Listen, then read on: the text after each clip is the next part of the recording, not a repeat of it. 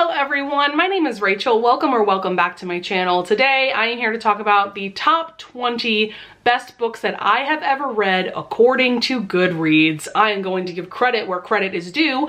I got this video idea from Riley Marie. I will link her video either up in the cards or down in the description. I'll definitely link her channel as well. Basically, the idea behind this video is that you go on your Goodreads account, you sort all of the books that you've read by average rating, and you talk about the books that have the highest average rating. So I decided to talk about the top 20 books. So these are the 20 books that have the highest average rating of any books that I have ever read. Now, I will say that there are some series that I've read where multiple books from that series were technically in the top 20, but I decided to only talk about the one book in that series that has the highest average rating, and you'll kind of see what I'm talking about when I get to those series and those books. But yeah, I'm excited to talk about these books. Some of these were kind of a complete surprise, and some of these were not a surprise at all. So without further ado, let's just go ahead and jump into it. I'm gonna talk about the number 20 book and work my way all the way to the number 1 book that has the highest average rating on Goodreads. So for number 20, we have The 7 Husbands of Evelyn Hugo by Taylor Jenkins Reid. This has an average rating of 4.48. This is one of the many books on this list that I'm absolutely not surprised has such a high average rating. I think, especially because of the rise of BookTok, I'm pretty sure this is one of those books that, as popular as it was before BookTok, it really exploded because of BookTok. And so just a ton of people have read this book at this point, and this is also one of those books that I have friends who aren't really readers, but they picked this up and they absolutely loved it as well. I feel like this is one of those books and one of those stories that is just so universally readable and lovable for people of all different ages and gender identities. And I have read this book twice now, and I loved it even more upon reread. Taylor Jenkins Reid truly has a gift. Number 19 on this list is also no surprise. This is House of Earth and Blood by Sarah J. Maas. This has an average rating of 4.48. This is book 1 in her Crescent City series, which is her adult fantasy series. I have yet to read book 2, so oops, but absolutely no surprise. I mean, Sarah J. Maas is just such a popular author, and in my opinion, for very good reason. I personally adore her writing style. I adore her stories, and when I do eventually get to the sequel to this, I know I'm gonna love it. So for number 18, this one actually was quite a surprise for me. This is The Mistress by Tiffany Rice. So this is book 4 in her original Sinner series. I would describe this as erotica. There's also suspense elements. There's also romances going on. The main couple is Nora and Soren, who is a priest. They have a dominant submissive relationship, but then there's also some side characters that are also pretty major characters in this series as well. So I'm surprised that this has such a high rating, mainly because this is actually my least favorite book that I've read so far of the series. I gave it like 3-ish stars because I felt it was just entirely too long. I feel like at least 50 pages could have been taken out. But this is a very interesting series and a very interesting concept. It's also quite a long series. I believe there's like 9 books plus quite a few novellas interspersed between the main books of the series. I kind of want to continue on with the series, but kind of not, because this book was so meh for me. So yeah, I don't know. It's just very interesting to me that this book is so highly rated. But I do think that people who love Tiffany Rice especially love this whole series in general. So I guess one of the books in this series was bound to make it on this list. So for number 17, again, no surprise, this is The Hate U Give by Angie Thomas. This has an average rating of 4.5 exactly. This is a classic YA novel at this point. I'm pretty sure that it's gotten to the point where schools will read this as part of their curriculum, which I think is amazing. And if you somehow have not read this book yet, I highly recommend that you do. Like I said, it's a classic at this point. Angie Thomas, in my opinion, there is no one that writes YA quite like her, and this was my first book that I read by her, but I have since read her 2 other books as well, and they are both pretty much equally as fantastic as The Hate U Give. Number 16 is Skyward by Brandon Sanderson. This has an average rating of 4.5 exactly. Again, no surprise, so many people love Brandon Sanderson. This is the only book by him that I have read. This is book 1 in a YA science fiction series. I was so blown away by this book when I read it in December of last year. It ended up being one of my top 5 books that I read last year. It truly is a very well done book, and I need to continue on with this series. I don't know why I haven't. It's just one of those series that just kind of goes on the back burner of my TBR, but at this point I feel like I'm gonna have to reread this book before jumping into the next books, but that's not so bad because this book is just that fantastic anyway. So for number 15, we have Wildfire by Ilona Andrews. This is book 3 in their Hidden Legacy series.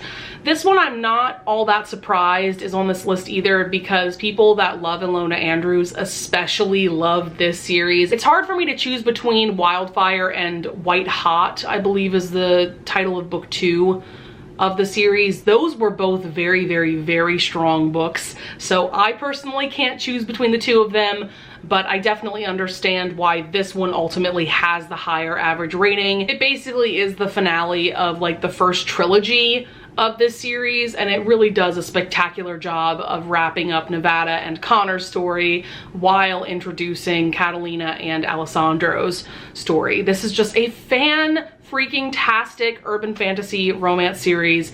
Cannot recommend it enough. I adore Ilona Andrews' writing. They are a husband and wife writing duo, if you didn't know. And book 6 of this series is finally coming out on August 23rd, and I cannot wait. So the next couple of books on this list are some really fantastic, absolutely fantastic nonfiction books that I read either last year or the year before. Y'all might have to start bullying me into getting back into nonfiction, because I know I am missing out on some really spectacular books, but I never gravitate towards nonfiction. But when I do read nonfiction, I usually really love them. So that being said, number 14 on this list is So You Want to Talk About Race by Ijoma Oluo. This is a fantastic book to read if you are someone that is just starting to educate themselves about race and the role that it plays not only in our country but around the world. It covers a lot of really basic topics in a really accessible way. It's very easy to understand the points that Ijoma Oluo is making in this book. It's also a pretty short book. It was like 250 pages. This is definitely the tip of the iceberg when it comes to educating yourself about racial issues. But I feel like it just does a fantastic job at what it sets out to do. So I'm just so glad to see that this has an average rating of 4.5 exactly. I'm glad that so many people love this book as much as I did. And then for number 13 on this list, we have another nonfiction book. This is The New Jim Crow by Michelle Alexander. So this book is all about how mass incarceration is truly the new Jim Crow. This definitely only covers the tip of the iceberg when it comes to the massive problem that mass incarceration is, but this book completely succeeds at what it is set out to do. And I think that Michelle Alexander just did a fantastic job with this book. So yeah, once again, if you have not read this book, you absolutely need to. This is like required reading for everyone, in my opinion. And so then we have number 12. This is a book that I like completely forgot about. I read this back in 2018 when I first got my NetGalley account. If you don't know what NetGalley is, it's a website where you can sign up and request to get free e-ARCs, which are advanced reader copies. So the website provides you with an e-ARC, and then you are expected to review said e-ARC before release date. So in 2018, when I first got my NetGalley account, I was like requesting and accepting like every e-ARC that I could possibly get. And so because of that, I read some pretty questionable books, and this is one of them. So Number 12 on this list is Sensuous by Catherine Hawthorne. I have no idea how this has an average rating of 4.52, but here we are. So this is I would say MFM romance, more of a menage romance than a poly. I don't think it's poly, y'all. I think this is book 2 in a duet, or it's book 2 in a series. I can't remember. I read book 1 and I don't think I loved that one, but I went into book 2 anyway because, I don't know, at the time I thought that it was like decent drama, decent sex scenes, but I have since read much better poly and menage romances. But my main thing about this book was that there was a sex scene with one of the heroes, so it wasn't a menage scene, it was just with one of the heroes. And he started doing something to the heroine that she did not enjoy. She said stop numerous times. This was not supposed to be CNC. This was not supposed to be consensual non-consent. She said stop. And instead of stopping, he said, just give it a second, you'll enjoy it. And he kept doing that thing to the heroine. And this was like 75% of the way through this book. And when I got to that scene, I immediately like threw my Kindle across my bed to get as far away from this book as possible. Oh my God, I don't understand. I don't understand how this has a 4.52 average rating. So back to some actual quality books. Number 11 is Stamped from the Beginning by Ibram X. Kendi. This is essentially the history of racism in the United States. It also does cover, especially when covering the very, very early origins of racism, we do get sections where he discusses like the rest of the world, like Europe and Africa. But mainly the Western world, I would say, is what's covered. And this is a chunky book. It's at least 500 pages, but it needs to be. This is, honestly, I would say this is straight up a textbook. And I will say, if this book intimidates you because it's so massive and it's dense, it's a textbook, like I said. I would recommend checking out the other versions of this book that Ibram X. Kendi has come out with. He co-wrote a YA version of this. It's simply called Stamped. And then they also came out with, I believe, a middle grade or elementary level version. And I want to say it might also be called Stamped, but the cover probably looks a bit different. But I would definitely recommend at least checking out like the YA version. I have not personally read that version, but I'm just saying, if you're intimidated by this full textbook version, maybe check out the YA version. Ibram X. Kendi, man, what a fantastic writer he is. And there's a lot of complex ideas in this book. Like I said, it's very dense. It took me a very long time to get through. I did have access to the audiobook, which I do think helped.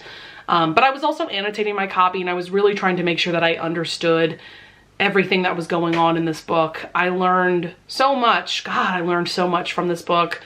And I feel like this is one of those books that I believe it's also required reading for everyone. Absolutely everyone. Honestly, everyone in the entire world, but at the very minimum, everyone in this country needs to read this book. By the way, I don't know if I mentioned this has an average rating of 4.53.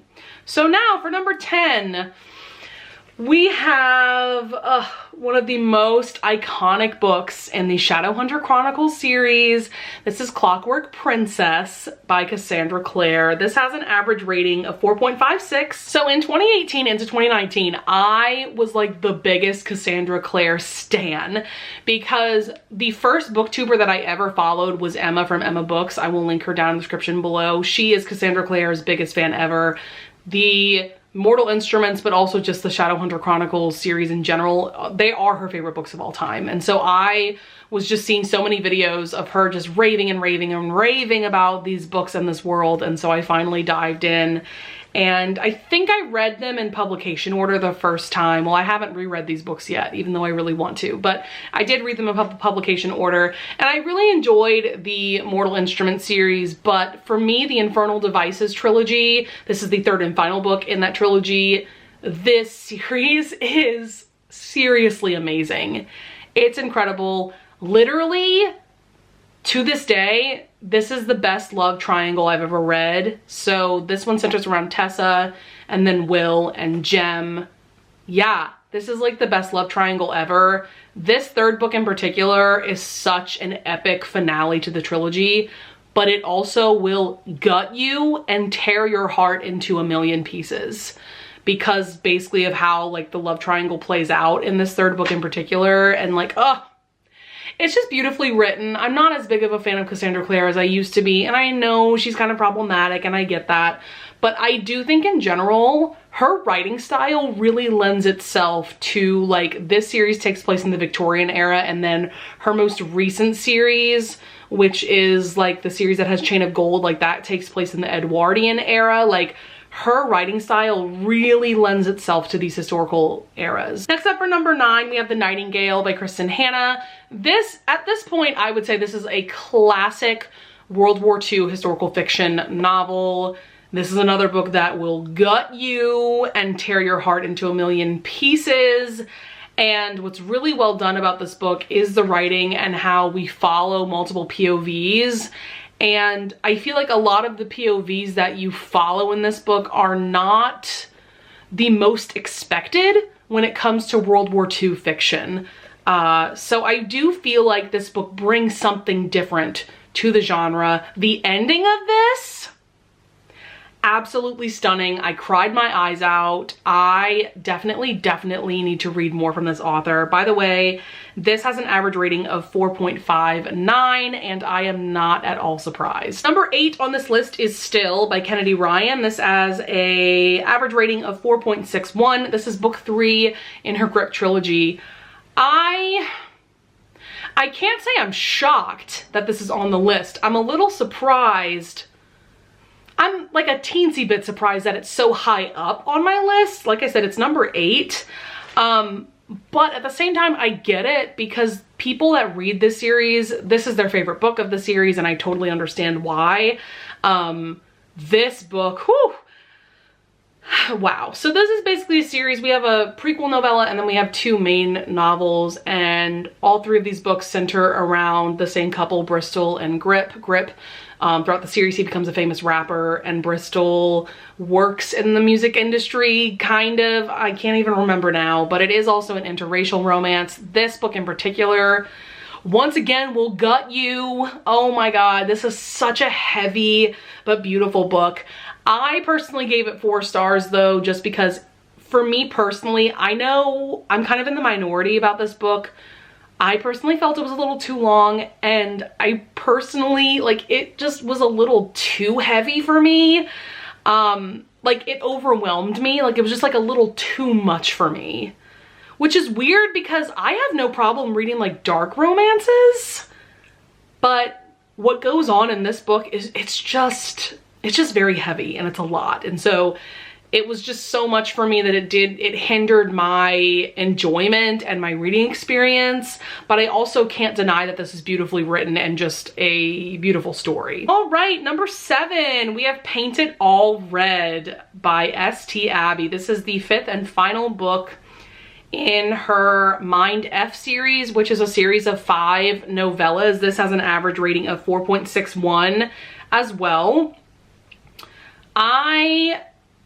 I'm not surprised that this is on this list because once again, I know that most people that read this series absolutely adore like every novella in this series, myself included. Like, I gave the first 2 novellas 4 stars each, but then the last 3 novellas I could not help but give 5 stars because it is just that well done. Like, this is how you write a dark serial killer romance series.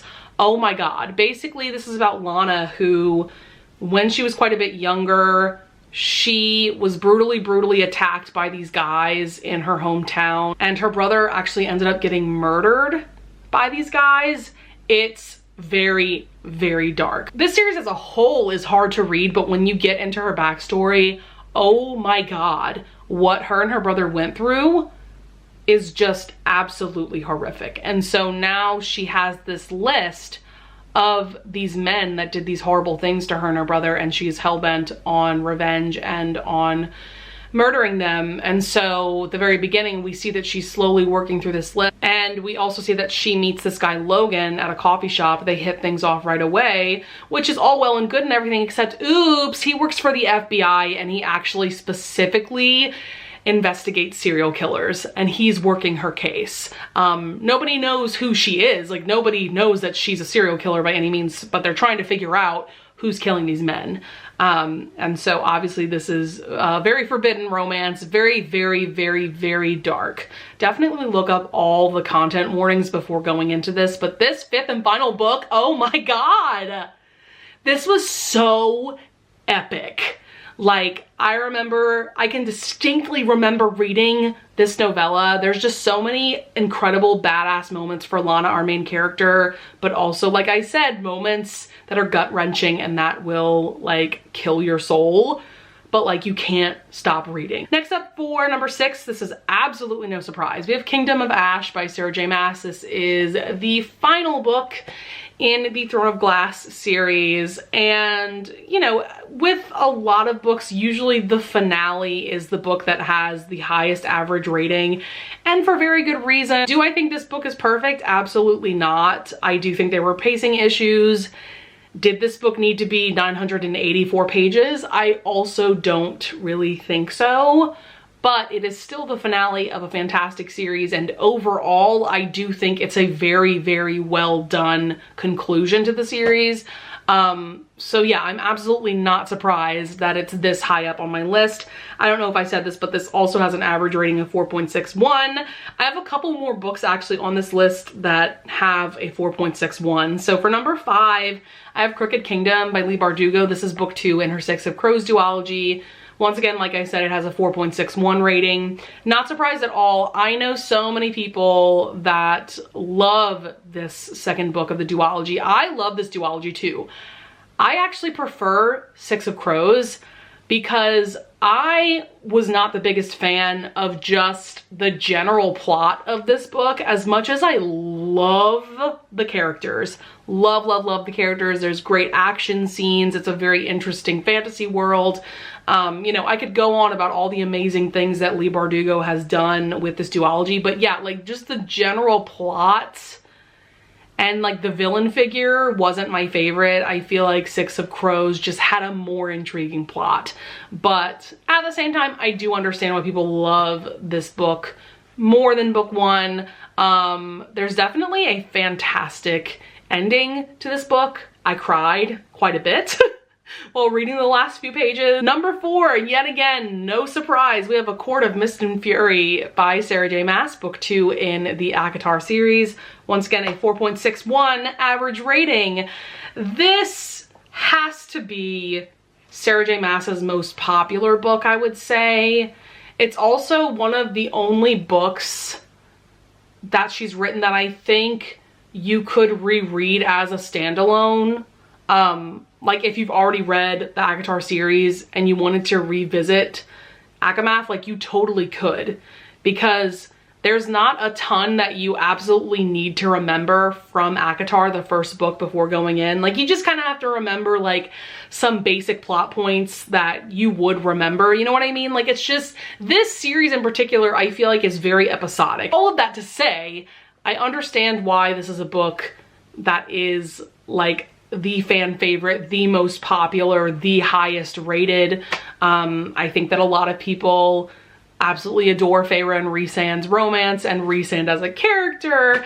I'm actually really excited because I'm rereading this really soon for the SJM along. There's going to be a live show discussing this book in particular on July 31st at 7 p.m. Central Time. We have 3 books left. Number 3 on this list is The Long Game by Rachel Reed. This has an average rating of 4.67. This book kind of recently came out. I believe it came out in like May or April, if I'm not mistaken. And I'm not at all surprised that this book is so highly rated because this is basically the sequel to Heated Rivalry, which is technically book 2 of an MM hockey romance series, but you can absolutely read Heated Rivalry and then just go straight into The Long Game, even though this is like technically book 6 of the series as a whole, but this centers around the same couple. And so this is Shane and Ilya, who in book 2 we learned they were hockey rivals, but they started hooking up, and then over several years they started falling deeply, deeply, deeply in love with each other. Like, Shane and Ilya are truly soulmates, but at the end of that book, that's more of a happy for now ending. And so this book is them finally getting their happily ever after, and this was pretty much just as amazing as Heated Rivalry. Like, Rachel Reed's writing style, you guys, is just absolutely phenomenal. Like, I don't know anybody who's read Heated Rivalry and this book who like didn't give it 5 stars. Like, it's just that well done of an MM hockey romance. Number 2 on this list. Oh my god, I am so excited that a fan fiction took the number 2 spot. This is Manacled by Senlin Yu. This has an average rating of 4.71. Isn't that incredible? Especially for a fan fiction, because as we all know, there is a really dumb stigma against fan fiction. People think that it's just not as quality as published works. I could talk about that for hours, but I'm not. But this is my favorite book that I've read this year. This is a massive, and I mean massive, Dramini fanfiction. It's well over 1,000 pages. Fanfictions tend to be pretty long-winded because of the way that they're written. You know, usually the author will publish a chapter at a time, maybe a chapter a week, you know, something like that. The basic premise, though, is that this deviates from Harry Potter canon in book 5, The Order of the Phoenix. And so the main part of the story, though, is that Harry Potter is dead. Most of the characters that we know and love are dead. Hermione is really one of the few people from the main gang that is still around. So Voldemort won the war. He has implemented this very Handmaid's Tale-like breeding program, essentially, and now Hermione is a forced surrogate, and she gets assigned to Draco Malfoy. And so Draco Malfoy is basically her owner. Things go on from there. At the very beginning, we see that Hermione has lost a lot of her memories. So we actually don't know what actually happened during the war until you get to like part 2. It's because this fanfic is broken up into 3 parts. So it's just very intriguing mysteries going on. This is also like the darkest romance you will ever read, basically between Draco and Hermione, but you also can't help but root for them. I could go on and on and on and on about this fanfic. And number 1, our final book on this list. I'm so happy that this book is number 1. This is Know My Name by Chanel Miller. This has an average rating of 4.72 on Goodreads. This is a memoir, so a nonfiction book, written by Chanel Miller herself. And so Chanel Miller was known as Jane Doe, and I hate to introduce her this way to you all, but she was the woman who was assaulted by Brock Turner. So this is her telling her story, but her whole life story. Yes, it focuses quite a bit on all of that trauma, but it also just focuses on her life in general. And oh my god, this book is one of the most beautifully written books that I have ever read. This is yet again one of those books that I think is required reading for everyone on the planet. Seriously, it's that amazing. If you are watching this video and you have not read this yet, I don't care if you don't read memoirs or you don't read nonfiction, you are required to read this book. I am requiring you to read it, and if I have to resort to bullying to make that happen, I will do so. It is just that amazing of a book. Obviously, I can't recommend it highly enough, and I'm so glad that so many people have read it and so many people feel the exact same way about this book that I do. All right, guys, that is it for the top 20 books that I have read according to Goodreads. I hope that you guys enjoyed this video. Definitely leave a comment down below if you want to discuss any of the books I brought up in this video, or if you want to look through your own Goodreads and let me know what your best books are. I would also love it if you would leave leave a like and subscribe, and I thank you so much in advance if you do, and I will see you guys in the next video. Bye! I binged the Mortal Instruments series and I can't remember the title of this series. Shit, what is this series called?